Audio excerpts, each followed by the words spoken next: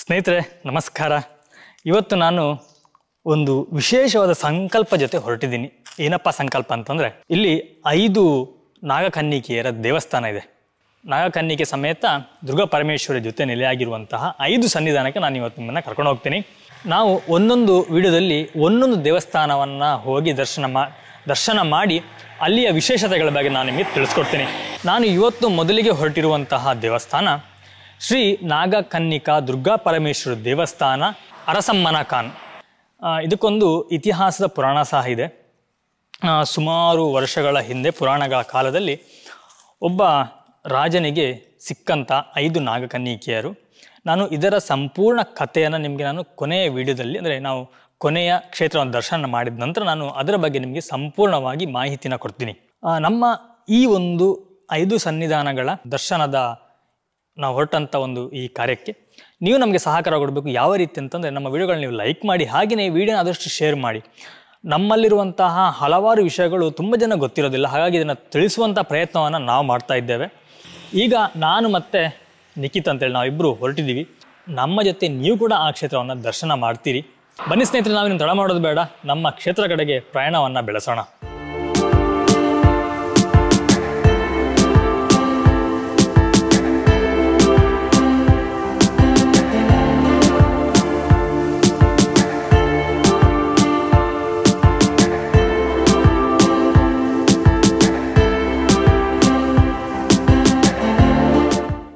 ಸ್ನೇಹಿತರೆ, ಇದು ಮೂಲತಃ ಅಂದರೆ ಇಲ್ಲಿ ಬಂದು ನೆಲೆ ನಿಂತಹ ಕ್ಷೇತ್ರ. ಇದು ಉಳಿದಂಥ 4 ಕ್ಷೇತ್ರ ಸಹ ಹಾಗೆ ಇಲ್ಲಿ ನೆಲೆ ನಿಂತಿರುವಂಥದ್ದು. ದುರ್ಗಾ ಪರಮೇಶ್ವರಿ ಜೊತೆಗೆ ನಾಗಕನ್ನಿಕೆಯರು ನೆಲೆ ನಿಂತಹ ಕ್ಷೇತ್ರ. ಇಲ್ಲಿ ಸುಬ್ರಹ್ಮಣ್ಯನ ಜೊತೆಗೂ ಸಹ ಇಲ್ಲಿ ನೆಲೆ ನಿಂತಹ ಕ್ಷೇತ್ರ ಇದು.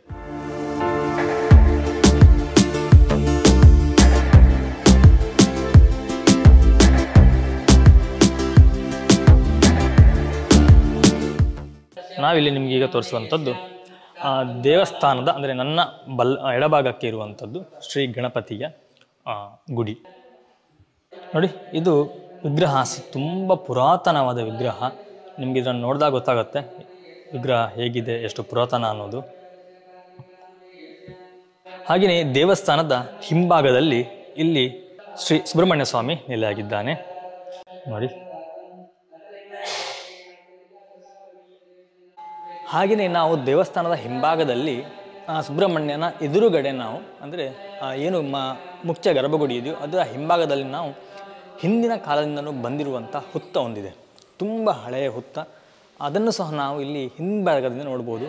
ನನ್ನ ಹಿಂದ್ಗಡೆ ನೋಡ್ತಿದ್ದೀರಲ್ಲ, ಇಲ್ಲಿ ಒಂದು ಕಿಂಡಿಯನ್ನು ಇಟ್ಟಿದ್ದಾರೆ. ಈ ಕಿಂಡಿಯ ಮುಖಾಂತರ ನಾವು ಹುತ್ತ ದರ್ಶನವನ್ನು ಸಹ ಮಾಡ್ಬೋದು. ನೋಡಿ, ನಾನು ನಿಮಗೆ ಆ ಹುತ್ತ ದರ್ಶನವನ್ನು ಸಹ ಮಾಡಿಸ್ತೇನೆ. ನೋಡಿ, ಇಲ್ಲಿ ಮೆಸ್ಸೆಲ್ಲ ಹಾಕಿಟ್ಟಿದ್ದಾರೆ. ನೋಡಿ, ಇಲ್ಲಿ ಎಷ್ಟು ಎತ್ತರವಾಗಿದೆ. ನಮಗೆ ಇಲ್ಲಿ ಫುಲ್ ಕವರ್ ಮಾಡಲಿಕ್ಕೆ ಆಗ್ತಾಯಿಲ್ಲ, ಅಷ್ಟು ಎತ್ತರವಾಗಿದೆ. ನೋಡಿ, ಅಲ್ಲಿ ತನಕ ಇದೆ. ಇಷ್ಟು ದೊಡ್ಡದಾದ ಹುತ್ತ ಹೊಂದಿದೆ. ಇದು ಮೂಲ ಹುತ್ತ. ಭಟ್ರೆ ನಮಸ್ಕಾರ. ನಮಸ್ಕಾರ, ಹೇಳಿ. ನಾವು ಒಂದು ಸಂಕಲ್ಪದಿಂದ ಈ ಕ್ಷೇತ್ರ ಬಂದಿದ್ದೇವೆ. ಆ್ಯಕ್ಚುಲಿ 5 ಕ್ಷೇತ್ರಗಳ ಬಗ್ಗೆ, ಅಂದರೆ ನಮ್ಮ ಏನು ನಾಗಕನ್ನಿಕೆಯರ 5 ಕ್ಷೇತ್ರ ಇದೆಯೋ ಅದ್ರ ಬಗ್ಗೆ ಒಂದು ವಿಡಿಯೋ ಮಾಡುವ ಅಂತೇಳಿ ಹೊರಟಿದ್ದೇವೆ. ಹಾಗೆ ಮೊದಲನೇದಾಗಿ ನಿಮ್ಮ ಕ್ಷೇತ್ರ ನಾವು ಬಂದಿದ್ದೇವೆ ಈಗ. ಓಕೆ. ಹಾಗಾಗಿ ನನಗೆ ಈ ಕ್ಷೇತ್ರದ ಬಗ್ಗೆ ಸ್ವಲ್ಪ ಮಾಹಿತಿ ಬೇಕು. ಮೊದಲನೇದಾಗಿ ನೀವು ಪರಿಚಯ ಮಾಡಿಕೊಡಿ ಭಟ್ರೆ. ಓಕೆ. ಸರ್ವಮಂಗಲ ಮಾಂಗಲ್ಯೆ ಶಿವೆ ಸರ್ವಾರ್ಥ ಸಾಧಿಕೆ ಶರಣ್ಯೇ ತ್ರ್ಯಂಬಕೆ ಗೌರಿ ನಾರಾಯಣಿ ನಮೋಸ್ತುತೆ. ಎಲ್ಲರಿಗೂ ನಮಸ್ಕಾರ. ನನ್ನ ಹೆಸರು ಅಭಿಷೇಕ್ ಬಾಯರಿ ಅಂತ.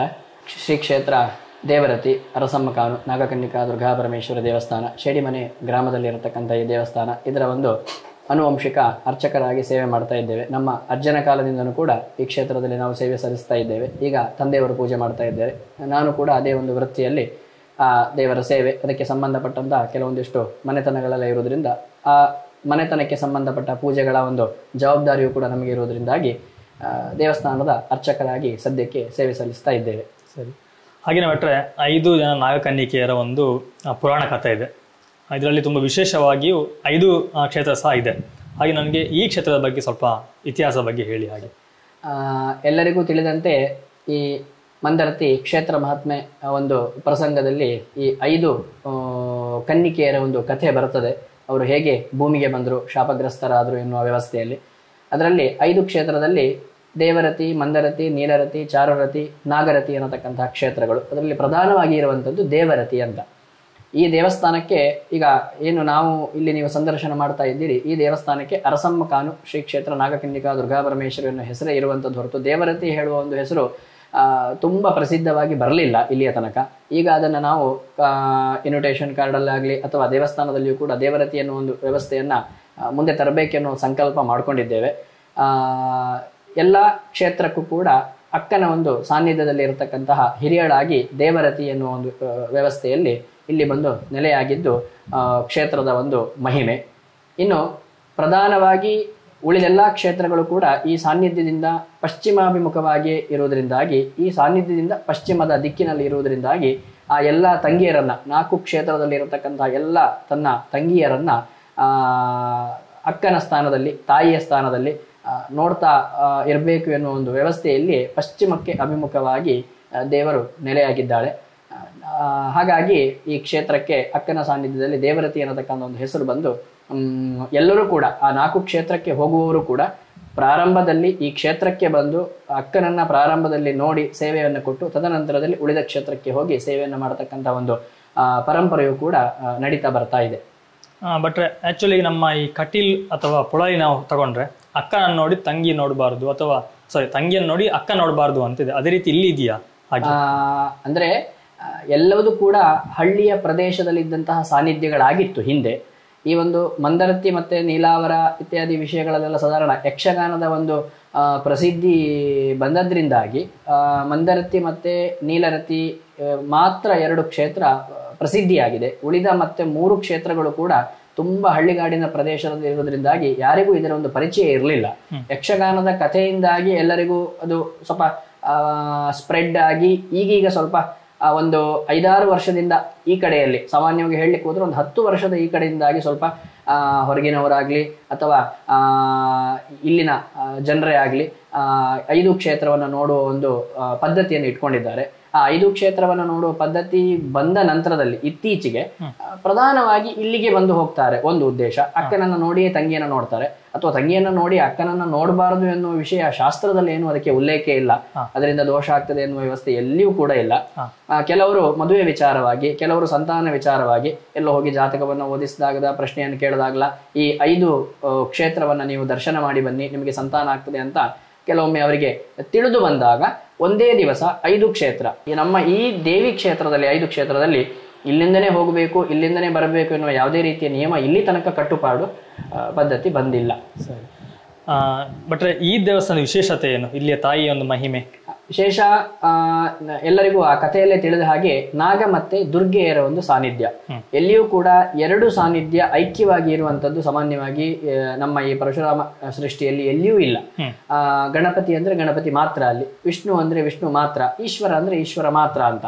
ಆದ್ರೆ ಇಲ್ಲಿ ನಾಗ ಮತ್ತೆ ದುರ್ಗೆಯರ ಒಂದು ವಿಶೇಷ ಸಾನ್ನಿಧ್ಯ ಹೇಳುವಂಥದ್ದು. ಹುತ್ತದಲ್ಲಿ ಪ್ರಧಾನವಾಗಿ ಹುತ್ತದ ಒಂದು ಮೇಲ್ಭಾಗದಲ್ಲಿ ಯಾವುದೇ ರೀತಿಯ ಕಟ್ಟೆ ಆಗ್ಲಿ ಬಿಂಬ ಆಗ್ಲಿ ಇಲ್ಲದೆ ಹುತ್ತದಲ್ಲಿಯೇ ನಾಗ ಮತ್ತೆ ದುರ್ಗೆಯರನ್ನ ಬಿಂಬದಲ್ಲಿ ಆವಾಹನೆ ಮಾಡಿಕೊಂಡು ಪೂಜೆ ಮಾಡುವ ಒಂದು ಸಾನ್ನಿಧ್ಯ.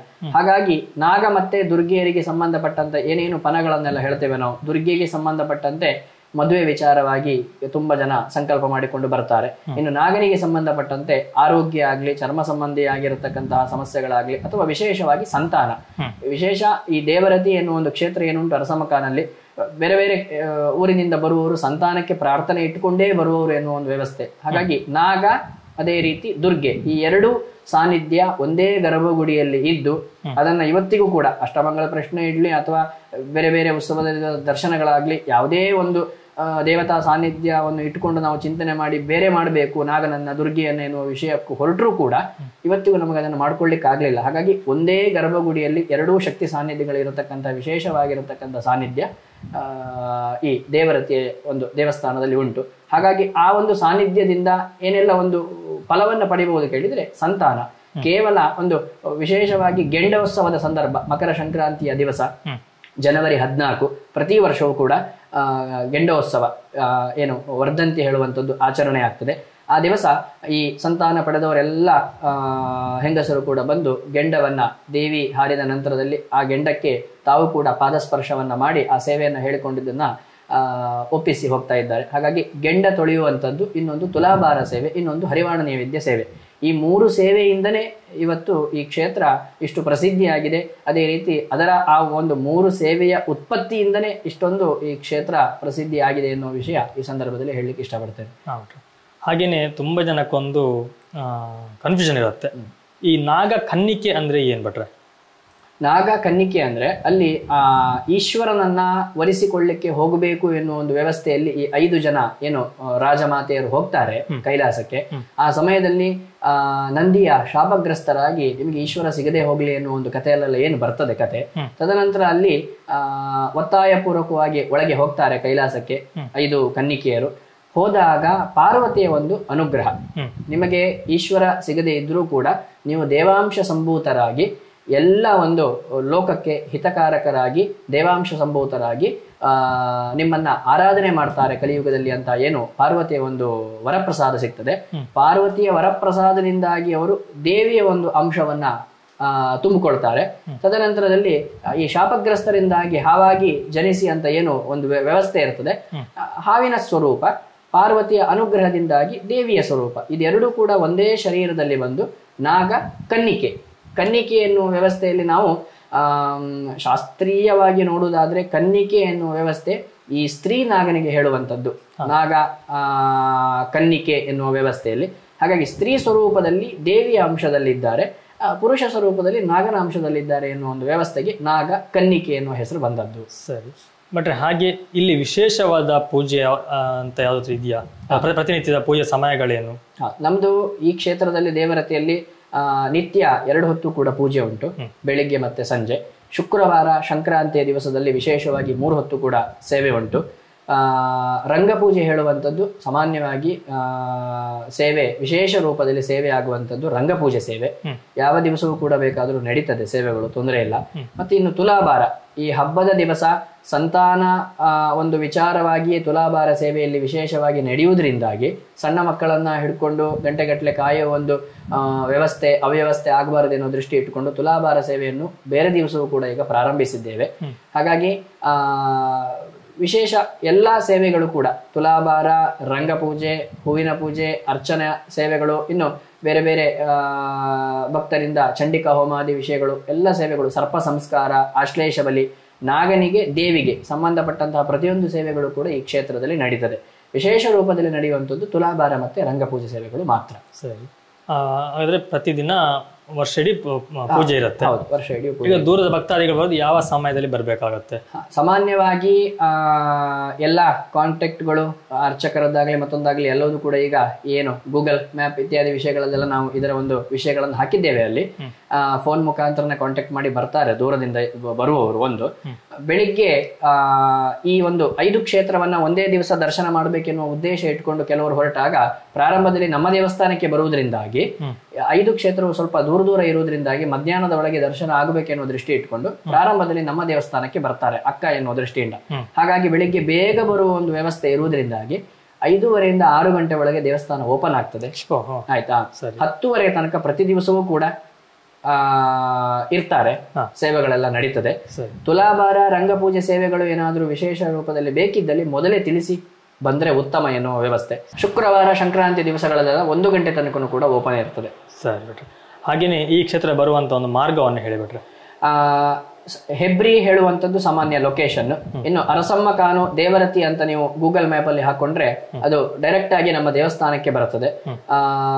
ಮಂಗಳೂರಿಂದ ಬರುವವರು ಹೆಬ್ರಿಯ ಮಾರ್ಗವಾಗಿಯೇ ಬರಬೇಕು, ಅಥವಾ ಘಟ್ಟದಿಂದ ತೀರ್ಥಹಳ್ಳಿ ಸೈಡ್ ಇಂದ ಬರುವವರು ಸೋಮೇಶ್ವರ ಮಾರ್ಗದಿಂದಾಗಿ ಬರುವಂತದ್ದು. ಕುಂದಾಪುರದಿಂದ ಬರುವವರು ಹಾಲಾಡಿ ಗೋಳಿ ಅಂಗಡಿ ಮಾಂಡಿಮೂರ್ಕೈ ಹೇಳುವಂಥದ್ದು. ಯಾವ ಕಡೆಯಿಂದನೂ ಬಂದರೂ ಕೂಡ ಮಾಂಡಿಮೂರ್ಕೈ ಎನ್ನುವ ಒಂದು ಜಂಕ್ಷನ್ ಸಿಗ್ತದೆ. ಆ ಜಂಕ್ಷನ್ ಅಲ್ಲಿ ಎಡಗಡೆಗೆ ತಿರುಗಿ ಬಿಟ್ರೆ ಅರಸಮ್ಮ ಕಾನು ಕ್ಷೇತ್ರಕ್ಕೆ ಬರ್ತದೆ. ಎಲ್ಲಾ ಕಡೆಯಲ್ಲೂ ಕೂಡ ಅದಕ್ಕೆ ಬೇಕಾದಂತಹ ನಿಮ್ಮ ಏನು ಈಗ ಗೂಗಲ್ ಮ್ಯಾಪ್ ಅಲ್ಲಿ ಅದಕ್ಕೆ ಬೇಕಾದಂತಹ ಎಲ್ಲ ಡೀಟೇಲ್ಸ್ ಗಳನ್ನು ಕೂಡ ನಾವು ದೇವಸ್ಥಾನದ ವತಿಯಿಂದ ಹಾಕಿದ್ದೇವೆ ಅದರಲ್ಲಿ. ಸರಿ ಭಟ್ರೆ, ಓಕೆ ಭಟ್ರೆ, ತುಂಬಾ ವಿಷಯಗಳನ್ನ ತಿಳಿಸ್ಕೊಟ್ರಿ, ನಿಮಗೆ ಧನ್ಯವಾದಗಳು. ಧನ್ಯವಾದಗಳು. ಸ್ನೇಹಿತರೆ, ನಾವು ಮೊದಲ ಕ್ಷೇತ್ರವನ್ನು ದರ್ಶನ ಮಾಡಿ ಬಂದಾಗಿದೆ. ಈ ಕ್ಷೇತ್ರದ ವಿಶೇಷಗಳು ಸಹ ನಿಮಗೆ ಗೊತ್ತಾಯಿತು. ಬರುವ ಜನವರಿ 14ನೇ ತಾರೀಕಿನಂದು ಇಲ್ಲಿ ಜಾತ್ರಾ ಮಹೋತ್ಸವ ಇದೆ ಅಂತೆ. ಸಾಧ್ಯ ಆದಷ್ಟು ಜನ ಬಂದು ಈ ಕ್ಷೇತ್ರದ ದರ್ಶನ ಮಾಡಿ, ಈ ಜಾತ್ರೆ ಸಮಯದಲ್ಲಿ ಬಂದರೆ ನಿಮಗೆ ಒಂದು ವಿಶೇಷವಾದ ಅಲಂಕಾರ ಜೊತೆ ನಾಗಕನ್ನಿಕಾ ದುರ್ಗಾ ಪರಮೇಶ್ವರಿಯ ಚಂದವನ್ನು ನೋಡಬಹುದು, ಹಾಗೆ ದರ್ಶನವನ್ನು ಸಹ ಪಡಿಬಹುದು. ಹಾಗೆಯೇ ನಿಮಗೆ ಇಲ್ಲಿ ವಿಶೇಷಗಳು ಹಾಗೆ ಇಲ್ಲಿಯ ಕಥೆಗಳನ್ನು ನಾವು ನಿಮಗೆ ತಿಳಿಸ್ಕೊಟ್ಟಿದ್ದೀವಿ. ಹಾಗಾಗಿ ನಿಮಗೆ ಅಲ್ಲಿ ಹೋದಾಗ ಅದನ್ನು ಕೇಳುವಂತಹ ಪ್ರಮೇಯ ಬರೋದಿಲ್ಲ ಅಂದ್ಕೊಳ್ತೀನಿ ನಾನು. ಸ್ನೇಹಿತರೆ, ನಮ್ಮ ಇನ್ನು ಮುಂದಿನ ಕ್ಷೇತ್ರದತ್ತ ನಾವು ಪ್ರಯಾಣವನ್ನು ಬೆಳೆಸೋಣ. ನಾವೀಗ ಮುಂದೆ ಹೋಗ್ತಿರುವಂಥ ಕ್ಷೇತ್ರ ನಾಗೇರ್ತಿ ಅಂತ ಹೇಳಿ.